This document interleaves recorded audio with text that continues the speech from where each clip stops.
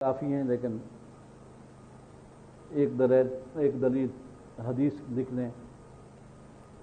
رسول کریم صلی اللہ علیہ وسلم نے ارشاد فرمایا، لا یتوارث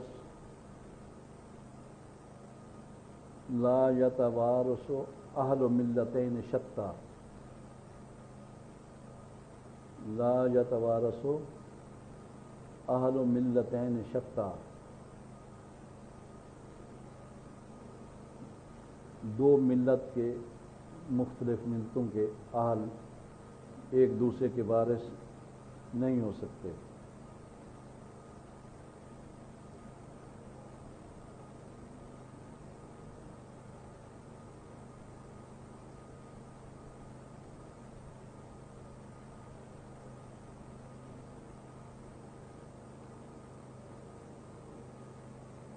اس کی بھی لمبی چوڑی بحث ہے، لیکن آخر میں یہ میر سید شریفیہ میں لکھتے ہیں، اہل احوا، ایک تو ہے نا کافر، ایک ہے اہل احوا۔ ہوا کی جمع ہوا بدعت کو کہتے ہیں، اہل احوا۔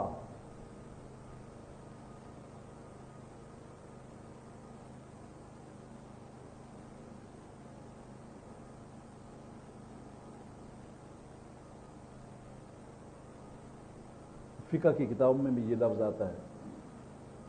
اس سے مراد کیا ہے؟ اہل احوا سے خوارج، روافض، معتزلہ جن کو قدریہ کہتے ہیں، جبریہ،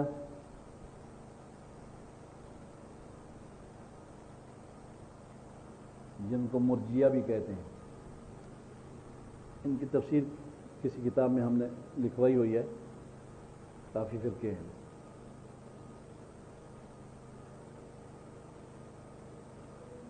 اہل سنت کے علماء کے نزدیک یہ اہل ہوا، خوارج، روافض، ہمارے ملک میں زیادہ تر روافض ہیں، تو یہ ایک دوسرے کے وارث ہوں گے۔ ایک دوسرے کا مفہوم یہ ہے کہ والد اگر سنی ہے اور بیٹا رافضی ہے، یا بیٹا سنی ہے اور والد رافضی ہے، تو ان کی وراثت ملے گی۔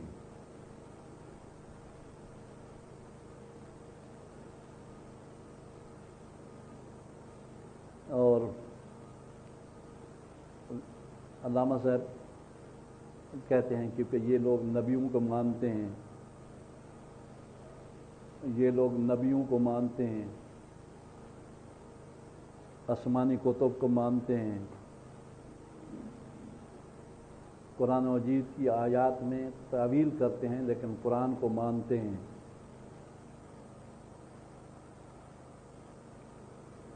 اس سے اختلاف دین نہیں پیدا ہوتا۔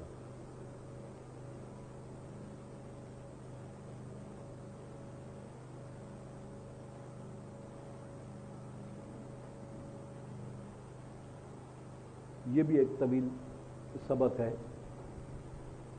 بات یہ ہے کہ جیسے میں نے کہا کہ انہوں نے یہ کہا، فقہا بھی یہی کہتے ہیں کہ اہل قبلہ کو کافر نہیں کہنا چاہیے، جو قبلے کی طرف منہ کر کے نماز پڑھتے ہیں ان کو کافر نہیں کہنا چاہیے۔ یہ در مختار کی عبارت ہے،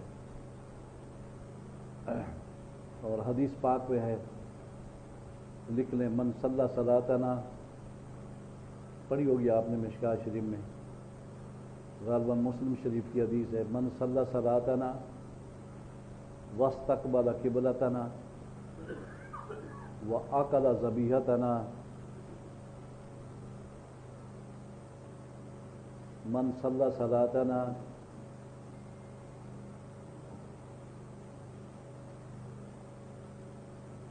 واستقبل قبلتنا وآکل ذبیحتنا فذلک المسلم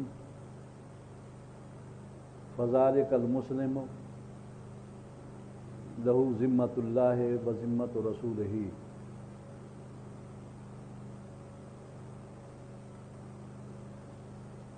ایک روایت میں ہے ولا تغفروا فی ذمۃ اللہ ورسولہ، لا تغفروا، لا تغفروا، اخفر یغفر،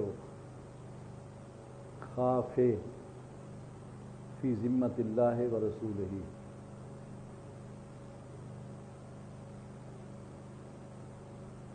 اس قسم کی کافی حدیثیں آتی ہیں۔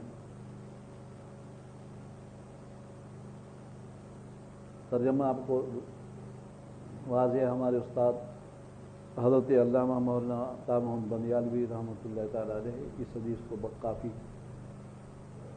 فرقوں کے درمیان جو اختلافات ہیں اس حوالے سے پڑھتے تھے اور طالب علم کو اس کی وضاحت کر کے بتاتے تھے۔ جس شخص نے اس کا ترجمہ، جس شخص نے ہماری نماز کی طرح نماز پڑھی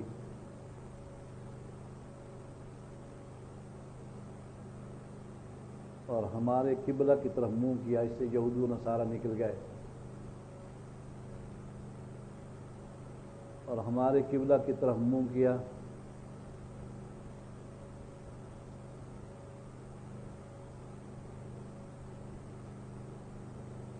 وَأَكَلَ ذَبِيحَتَنَا، تیسری علامت یہ ہے کہ ہماری ذبیحہ انہوں نے کھائی، اس سے مجوسی نکل گئے، ہندو نکل گئے، وہ ہماری ذبیحہ نہیں کھاتے۔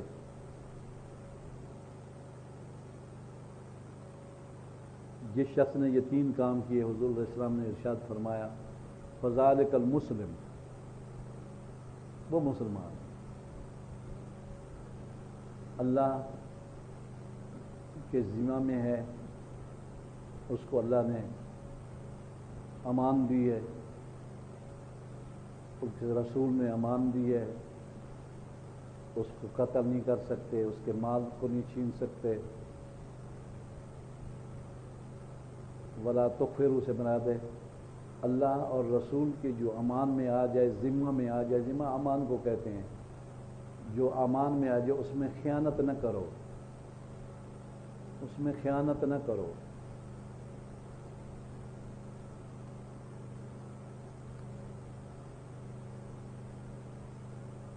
اب اس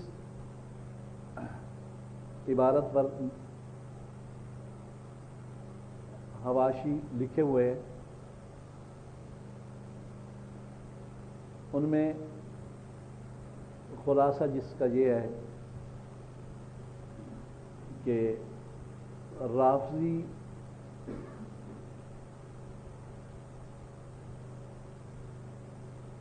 صرف ایک فرقہ نہیں ہے۔ حضرت شاہ ولی اللہ محدث دہلوی بھی لکھتے ہیں کہ کچھ رافضی یہ عقیدہ رکھتے ہیں کہ جبریل امین وحی لائے حضرت علی کے لیے اور بھول گئے، وحی حضرت علی کو نہ دی اور حضور کریم صلی اللہ علیہ وسلم کو دی۔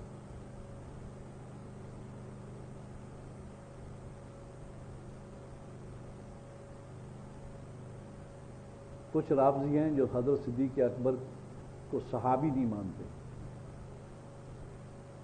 کچھ رافضی ہیں سیدہ عائشہ صدیقہ رضی اللہ تعالی عنہا کو عفیفہ پاک دامن نہیں مانتے، نعوذ باللہ زانیہ کہتے ہیں۔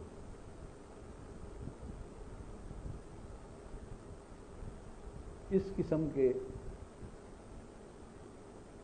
جو عقیدہ رکھنے والے لوگ ہوں، خواہ اپنے آپ کو رافضی کہیں، خواہ کچھ کہیں، وہ کافر ہیں۔ اگر باپ سنی ہے اور بیٹا ایسا رافضی ہے تو وارث نہیں بنے گا۔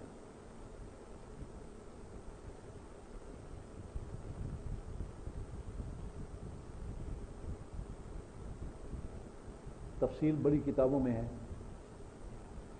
آپ کو تھوڑا سا بتا دیا۔ اہل احوا کا لفظ شارح نے ذکر کیا۔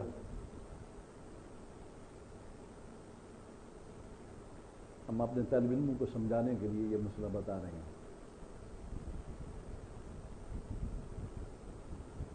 موشی لکھ رہے ہیں کہ معتزلہ ایک ایسا فرقہ ہے جو خصوصاً ان کی ایک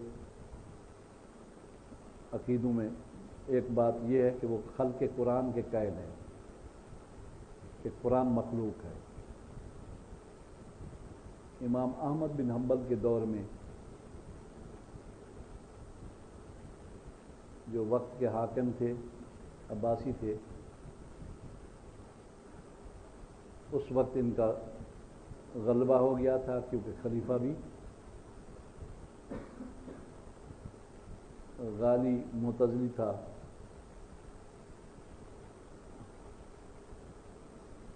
لگتا تھا کہ سنی ختم ہو جائیں گے، لیکن نہیں ختم ہوئے، انشاءاللہ قیامت تک نہیں ختم ہوں گے۔ خلق قرآن کے قائل تھے اور کہتے ہیں بندہ اپنے افعال کا خود خالق ہے۔ بندہ اب میں یہ کام کر رہا ہوں، ہاتھ مار رہا ہوں، اس کا خالق میں خود ہوں۔ ہمارا عقیدہ یہ ہے کہ بندہ اپنے افعال کا اعمال کا خالق نہیں ہے۔ خلقکم وما تعملون، اللہ نے تمہیں بھی پیدا کیا، تمہارے اعمال کو، چاہے معاصی ہیں چاہے حسنات ہیں، سب کا خالق اللہ کی ذات ہے۔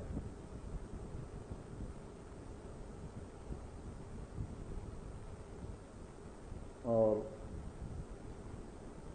وہ کہتے ہیں کبیرہ کا مرتکب جہنم میں جائے گا کافر کی طرح، اور بھی عقیدے ہیں ان کے، لیکن اتنے سخت عقائد کے باوجود ان پر کفر کا فتویٰ نہیں ہے، کیونکہ قرآن مجید کی آیات سے یہ باتیں ثابت کرتے ہیں، تعویل کرتے ہیں، یعنی قرآن مجید کی آیات سے یہ باتیں ثابت کرتے ہیں۔ خوارج ان کی طیب خارجی ہیں، بڑے سخت قسم کے لوگ ہیں، یہ اہل بیت کے دشمن ہیں، حتیٰ کہ اہل بیت کو کافر کہتے ہیں اور گالیاں دیتے ہیں خارجی، اور واقعہ کربلا کو افسانہ کہتے ہیں۔ جو سب سے زیادہ غالی ہیں کہتے ہیں کہ کربلا میں واقعہ ہوا ہی نہیں، یہ رافضیوں نے گھڑا ہے، اور اگر مانتے بھی ہیں تو وہ کہتے ہیں یزید حق پر تھا۔ ان کو خوارج کہتے ہیں۔ یہ اہل بیت کو گالیاں دیتے ہیں، جن کے ساتھ حضرت علی نے نہروان میں جنگ فرمائی تھی۔